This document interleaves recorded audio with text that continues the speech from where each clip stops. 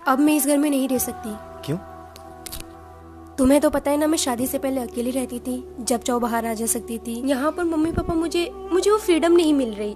Please आप दूसरा घर देख लो, हम साथ में रहेंगे। तो मार्केट जा रही हो ना, तो अंगूर के सीजन आ गए क्या? हाँ आ गया।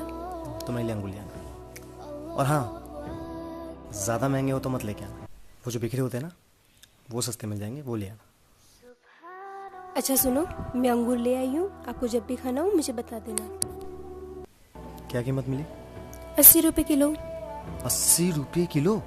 अरे वो गुच्छे वाले नहीं, वो जो बिखरे से होते ना, वो लेकर आई हूँ। क्या कीमत मिली? 40 रुपए किलो। कुछ समझ आया?